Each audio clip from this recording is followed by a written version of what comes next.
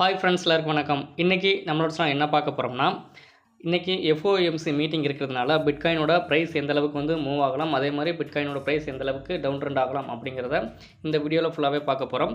அதுக்கு முன்னாடி நம்ம சேனலை இது வரைக்கும் சப்ஸ்கிரைப் பண்ணாதவங்க சப்ஸ்கிரைப் பண்ணி வச்சுக்கோங்க. கூடவே பெல் ஐக்கானையும் கிளிக் பண்ணி வச்சுக்கோங்க. அப்போ தான் நம்ம ஒவ்வொரு கிரிப்டோ வீடியோவும் உங்களுக்கு நோட்டிஃபிகேஷன் வரும்.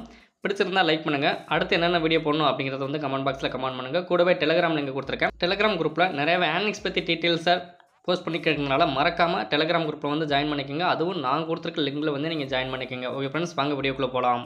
ஆகஸ்ட் 19 அதாவது இன்றைக்கி பார்த்தீங்கன்னா நைட்டு 11:30 மணிக்கு எஃப்ஓஎம்சி மீட்டிங் இருக்கிறதுனால மார்க்கெட்டு அதாவது ரெண்டு சைடுமே அப் ட்ரெண்டும் போகலாம், டவுன் ட்ரெண்டும் போகலாம். அதாவது மேலே லிக்விடிட்டி இருக்குது அப்படின்னா அதையும் கலெக்ட் பண்ணும், அதே மாதிரி கீழே லிக்விடிட்டி இருக்குது அப்படின்னா அதையும் கலெக்ட் பண்ணும். ஏன்னா ரெண்டு சைடுமே கலெக்ட் பண்ணிவிட்டு ஒரு நார்மலாக இப்போ எப்படி ட்ரேட் ஆகிட்டு இருக்குதோ அந்த ரேஞ்ச் அளவுக்கு ட்ரேட் ஆகிட்டு இருக்கும். இப்போ ட்ரேடிங் ஆகிட்டு இருக்கிற ப்ரைஸ் அப்படின்னு சொல்லிட்டு எடுத்துக்கிட்டோம்னா $64,900 சம்திங் ரேஞ்சில் இப்போ ட்ரேடிங் ஆகிட்டு இருக்குது.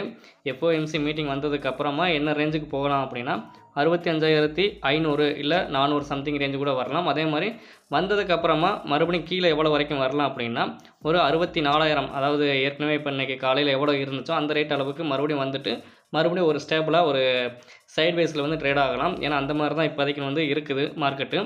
அதே ரொம்பவும் அதிகபட்சமாக போகிற மாதிரி இருந்தால் கூட $65,700 கூட போகலாம். அதாவது இந்த எஃப்ஓஎம்சி மீட்டிங் முடிஞ்சதுக்கப்புறமா. அதுக்கப்புறம் நைட்டு 12 மணிக்கு பிரசிடெண்ட் ட்ரம்ப் அவர் பார்த்திங்கன்னா அவர் பேச போகிறாரு. அதனால் அவர் சொல்கிற ஒவ்வொரு வார்த்தைகளுமே பார்த்திங்கன்னா ஒவ்வொரு கிரிப்டோ காயினுக்குமே ஒவ்வொரு காயினோட ப்ரைஸ் அப்படிங்கிறது கொஞ்சம் கொஞ்சமாக மேலே போகலாம். ஏன்னா அவர் ஒவ்வொரு சொல்கிற வார்த்தைகளுமே பார்த்திங்கன்னா காயினை குறிக்காமல் புதுசாக ஒரு வேர்டு சொல்லுவார். அந்த வேர்டை பொறுத்த வரைக்கும் பார்த்திங்கன்னா அதுக்காகவே ஒரு காயினை உருவாக்குவாங்க. இன்றைக்கி எத்தனை காயினு அந்த மாதிரி வெளிவருது அப்படிங்கிறது நமக்கு தெரியாது.